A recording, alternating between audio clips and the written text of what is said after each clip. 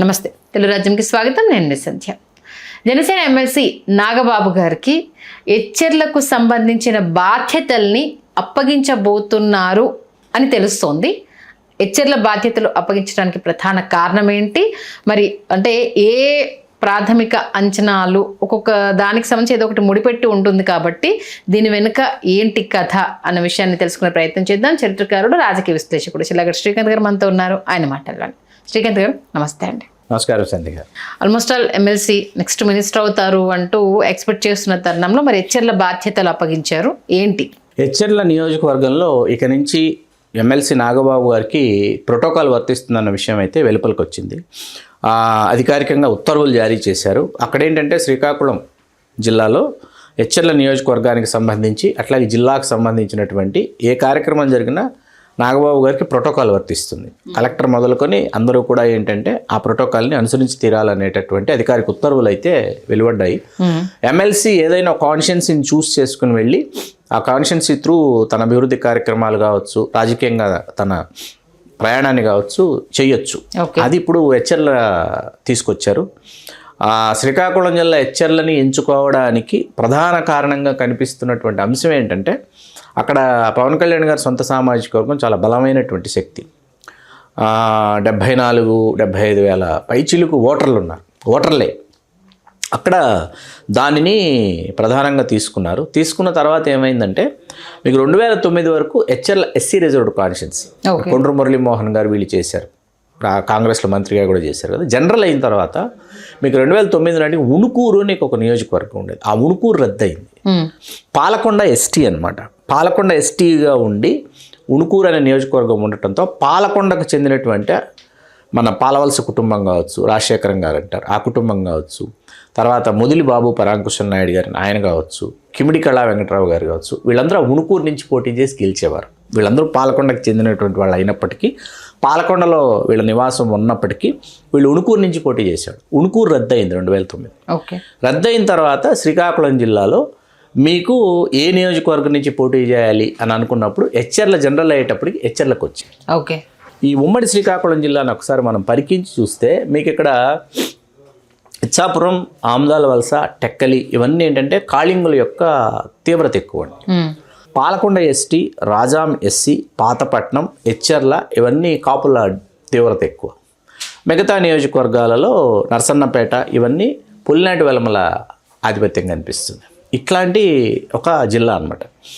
కాపులు రాజకీయంగా పూర్తి స్థాయిలో చేరువ కాకూడదు, వాళ్ళ నంబర్ పెరగకూడదు జిల్లాలో అని అనుకుంటే ఏం చేయాలని Palakonda first place of voters కాపులు, Rajam first place of voters కాపులు.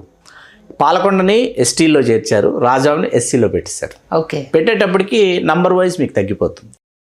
ఇంకా గౌతు లచ్చన్న గారు ఉండేవారు, ఆయన ఈడిగి సామాజిక వర్గానికి చెందిన వ్యక్తి. ఆయన ఒక నియోజకవర్గాన్ని వాళ్ళు అట్టి పెట్టుకో సోంపేట అనేది తర్వాత రద్దయింది. తర్వాత వాళ్ళు ఇంకొక నియోజకవర్గానికి వచ్చారు. మీకు అర్థమవుతుంది కదా. ఇట్లా మత్స్యకారుల నుంచి కొంతమంది వచ్చారు, కాళింగుల నుంచి కొంతమంది వచ్చారు. నంబర్ వైజ్ తీసుకుంటే కాపులు ఎప్పుడు 1-2 దగ్గర ఆగిపోతూ వచ్చారు. ఐదరు ఉణుకూరు, పాతపట్నం 2 నియోజకవర్గాలు. ఉణుకూరు నుంచి నేను ఇందాక చెప్పిన సీనియర్స్ ఎవరైతే ఉన్నారో వాళ్ళ తర్వాత వరుసగా కిమిడి కళా వెంకటరావు గారు వచ్చారు. పాతపట్నం వచ్చేటప్పటికి మీకు పాతపట్నంలో రెడ్డి శాంతి గారు మొన్న ఆవిడ వైకాపాలో మొన్న గెలిచారు 2019 ఎన్నికల్లో. అంత క్రితం కలమట మోహన్ రావు గారిని, ఆయన కలమట వెంకటరమణమూర్తి గారు వారి కుమారుడు, వాళ్ళు వరుసగా వాళ్ళు అక్కడ గెలుస్తుండేవారు.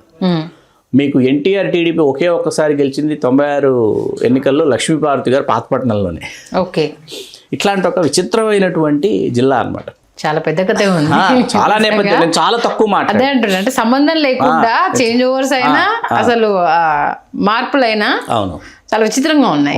మీ నర్సన్నపేట అనే నియోజకవర్గానికి అయితే డోల సీతారాములు నాయుడు గారు ఆయన ఒకసారి శాసనసభ్యుడిగా చేసిన. నేను వెళ్ళా, పొలాకి, డోలా ఈ ప్రాంతానికంతా నేను వెళ్ళి తిరిగా. మీ మన తూర్పుగోదావరి లాగా ఉంటుంది శ్రీకాకుళం జిల్లా. అందరూ బాగా వెనుకబడిపోయిన ప్రాంతం అంటారు కానీ విజయనగరం జిల్లా బాగా వెనుకబడిపోయినటువంటి జిల్లా. ఇటు వైజాగ్కి అటు శ్రీకాకుళానికి మధ్యలో విజయనగరం ఉండిపోవడం వల్ల శ్రీకాకుళం వెళ్ళేటప్పటికి ఏంటంటే మీకు నాగావళి ఒకవైపు ప్రవహిస్తూ ఉంటుంది, చాలా అద్భుతంగా ఉంటుంది. మీకు తర్వాత మీకు దేవాలయాలు కానీ, తర్వాత నల్లరేగడి నేలలు కానీ, కొన్ని వందల ఎకరాలకి భూస్వాములు కానీ, ఇట్లాంటివన్నీ శ్రీకాకుళం జిల్లాలో చూడొచ్చు. ఓకే. వాళ్ళకి శ్రీకాకుళం జిల్లా నుంచి విశాఖ రావడము వాళ్ళ ఫైనల్ డెస్టినేషన్ లాగా ఉంటుంది. చాలామంది ఏంటంటే విజయవాడ దాకా వచ్చి చిన్న చిన్న ఉద్యోగాలు చేసుకుంటూ రైతు కూలీలు, తర్వాత అట్లాంటి వాళ్ళు ఉన్నారు అక్కడ. అంటే చదువు లేక వచ్చేసినటువంటి వాళ్ళు ఒక వైపు. బీసీ గ్రూప్ డి అనేది ఉత్తరాంధ్ర కాపు సామాజిక వర్గం చాలా ఉన్నతమైనటువంటి విద్యను అభ్యసించడానికి దోహదపడింది. బీసీ గ్రూప్ డి అనేది చాలామంది బాగా చదువుకుని నెక్స్ట్ జనరేషన్కి వచ్చేటప్పటికి ఇవాళ ఒక్క రాజాంకి వెళ్తే 15 సూపర్ స్పెషాలిటీ హాస్పిటల్స్ కాపులో కనిపిస్తాయి. ఓకే. ఒక్క రాజాం లాంటి చోట.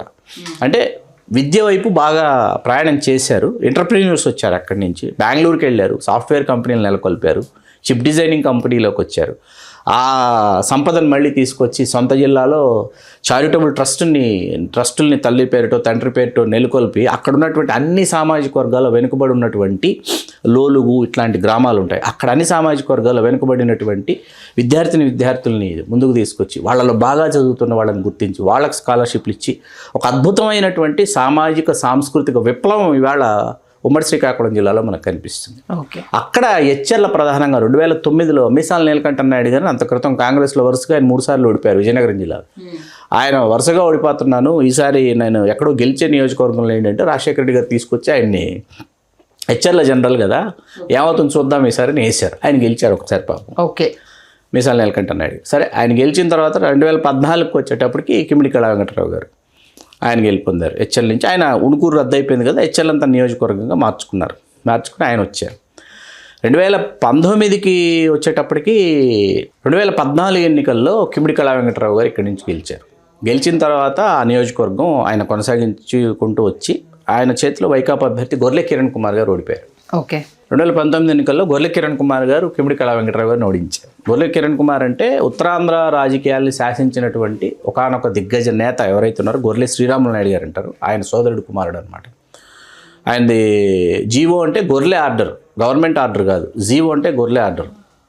అట్లా హవా నడిపించినటువంటి ఒక నాయకుడు రాష్ట్ర మంత్రిగా కూడా చేశారు. ఆయన గురించి మనం ఇంకో రోజు ఇంకో విశ్లేషణ చేసుకుందాం. ఉత్తరాంధ్రలో మరీ ముఖ్యంగా శ్రీకాకుళం జిల్లాను శాసించినటువంటి గొర్లె శ్రీరాములు నాయుడు గారు కావచ్చు, బొడ్డేపల్లి రాజగోపాలరావు గారు కావచ్చు, అట్లాగే గౌతు లచ్చన్న గారు కావచ్చు, వాళ్ళ గురించి ఒకరోజు మాట్లాడుకుందాం మనం. తొలితరం రాజకీయ నాయకులు, యోధులు వాళ్ళు. ఇక్కడికి వచ్చేటప్పటికి ఏమైందంటే 2019 ఎన్నికలకి గొర్లె కిరణ్ కుమార్ గారు గెలిచారు. 2024 ఎన్నికలకు వచ్చేటప్పటికి ఇది ఆసక్తికరమైనటువంటి ఒక సామాజిక కోణం. 24 ఎన్నికల్లో కిమిడి కళా వెంకటరావు గారు తిరిగి పోటీ చేయాలి. అవును, అంతే కదా. చీపురుపల్లి నుంచి బొత్స సత్యనారాయణ గారి మీద ఓడిపోయిన 2019లో ఓడిపోయిన కళా వెంకటరావు గారి సోదరుడి కుమారుడు కిమిడి నాగార్జున నాయుడు పోటీ చేయాలి. అయితే 2 స్థానాలు విడిచిపెడితే ఇక్కడ చీపురుపల్లిలో కిమిడి నాగార్జున నాయుడు, అక్కడ ఎచ్చెర్లలో కిమిడి కళా వెంకటరావు. చాలా ఆధిపత్యం పెరిగిపోతుంది ఒకే కుటుంబంలో వచ్చేస్తే అని చెప్పి అంత క్రితం ఉన్నప్పటికీ కళా వెంకటరావు గారు గెలుస్తూ వస్తున్నారు. ఇక్కడ మన కిమిడి గణపతిరావు గారు అంటారు, వారి సోదరుడు, వారి అర్ధాంగే మృణాలిని గారు, ఆవిడ గెలుస్తూ వస్తున్నారు. 2.5 ఏళ్ళు ఆవిడ మంత్రి చేశారు, 2.5 ఏళ్ళు ఈయన మంత్రి చేశాడు, 14 to 19 బిట్వీన్. ఎందుకు ఇప్పుడు విడిచిపెట్టడం అని చెప్పి మీరు చీపురుపల్లి వచ్చి పోటీ చేయండి అన్నారు కళా వెంకటరావు గారిని. ఓకే. అదేంటి ఎచ్చెర్ల ఖాళీగానే ఉంది కదా, నేనే కదా చెయ్యాలి, నేను ఎచ్చెర్ల నుంచి పోటీ చేస్తా అంటే లేదు అది భాజపా వాళ్ళు అడుగుతున్నారు, భాజపాకు కేటాయిస్తున్నాము అని కేటాయించి పురంధేశ్వర్ గారికి విడిచిపెట్టేస్తే ఆవిడ కమ్మ సామాజిక వర్గం నుంచి ఈశ్వరరావు గారిని ఆయనకు ఆ స్థానాన్ని కేటాయిస్తారు. 75,000 కాపులోట్లు ఉన్నటువంటి నియోజకవర్గాన్ని కమ్మ సామాజిక వర్గానికి పురంధేశ్వర్ గారు కేటాయించుకున్నారు. కూటమి హవాలో గొర్లె కిరణ్ కుమార్ మీద ఈశ్వరరావు గారు గెలిచారు. గెలిచిన తర్వాత ఇప్పుడు అక్కడ పరిస్థితి ఏంటంటే అసంఖ్యాకంగా ఉన్నటువంటి బాగా తీవ్రతున్నటువంటి సామాజిక వర్గాలు ఏంటంటే ఆ సామాజిక వర్గానికి చెందని వారు ఆధిపత్యం వహిస్తున్నా లేదా వారి యొక్క సమస్యలు అవతల వాళ్ళు విని అర్థం చేసుకుని పరిష్కరించకపోయినా ఒక రకమైన తిరుగుబాటు బయలుదేరుతుంది ఖచ్చితంగా. ఆ పరిస్థితి ఇప్పుడు అక్కడ హెచ్ఎల్ నియోజకవర్గంలో ప్రారంభమైపోయింది. ఓకే. ప్రారంభం అయిపోయిన తర్వాత ఏమిటంటే కిమిడి కళా వెంకటరావు గారు ఇక్కడికి వచ్చేసారు కదా చీపురుపల్లి, ఆయన అక్కడ బొత్స సత్యనారాయణ గారిని ఓడించేశారు కదా, వచ్చే ఎన్నికలకి కళా వెంకటరావు గారు పోటీ చేస్తారా, రాజకీయాల నుంచి వైదొలుగుతారా, కిమిడి నాగార్జున నాయుడిని కొనసాగిస్తామా, కాబట్టి హెచ్ఎర్ల విడిచిపెడదామని చెప్పి దీనిని పిఠాపురం తర్వాత అంటే కాపుల డెన్సిటీ ఆ తీవ్రత సాంద్రత ఉన్నటువంటి నియోజకవర్గాల్లో 175 నియోజకవర్గాల్లో 67 నియోజకవర్గాల్లో ప్రథమ స్థానంలో ఉన్నారండి.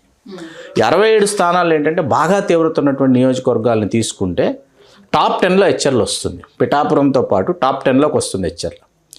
హెచ్ఎల్ని నాగబాబు గారు ఎంచుకున్నారు. రేపు అక్కడ హెచ్ఎల్ నుంచి నాగబాబు గారే కొనసాగుతారా, పవన్ కళ్యాణ్ గారు ఏమైనా పిఠాపురం నుంచి హెచ్ఎల్ వస్తారో మనకి ఇప్పుడు అప్పుడే తెలియదు.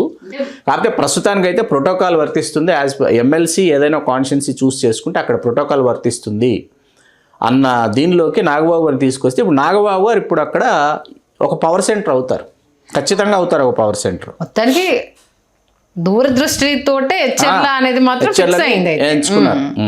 ఎందుకంటే కాపు సామాజిక వర్గం ఎక్కువ, ప్లస్ ఇప్పుడు కాపులు కింద అసహనంతో ఉన్నారు, బాధతో ఉన్నారు. కాబట్టి ఎమ్మెల్సీ నాగబాబు గారు ఎంట్రీ అటు జనసేన మళ్ళీ బలం చేకూర్చే అంశము, అది రేపటికి ఎలా టర్న్ అయ్యేది కూడా తెలియదు. కాబట్టి ఇప్పటి నుంచి అంటే మంచి పావులు కదిపారు అయితే హెచ్ఎర్లకు సంబంధించి. అటువంటి విషయంలో పవన్ కళ్యాణ్ గారు పండిపోయారు. ఎందుకంటే ఇప్పుడు మీరు చెప్పిన స్టోరీ మొత్తం విన్న తర్వాత ఖచ్చితంగా అయితే ఇది మంచి మూవ్ అనేది మాత్రం క్లియర్గా తెలుస్తుంది. దాంతోపాటు నాగబాబుని అభిమానించే వాళ్లకు మరొకటి ప్రోటోకాల్ రావడం అనేది, సరే మంత్రి పదవి అనేది పక్కన పెట్టేస్తే ఒక సముచిత స్థానం మళ్ళీ ఆయనకు దక్కింది అన్నది జనసేన వర్గాల్లో ఒక ఇంత హ్యాపీ చేసే విషయము. ప్లస్ సుదీర్ఘ రాజకీయ ప్రభావం కూడా ఉండబోతుంది కాబట్టి మరింత జోష్ నింపే విషయం. నిజంగా మంచి ఇన్ఫర్మేషన్ ఇచ్చారు. Thank you Srikanth. Thank you Sandhya గారు. హలో, తెలుగు రాజ్యం ఛానల్ చూస్తున్నారా? సామాజిక రాజకీయ జీవన చిత్రణే తెలుగు రాజ్యం. అతిశయోక్తులు అసత్యాలు ఉండవు. రాజకీయ కోణం కాదు, ప్రజా కోణమే కొలబద్ద. తెలుగు రాజ్యం వీక్షణ మీ ఉత్తమ అభిరుచికి నిదర్శనం.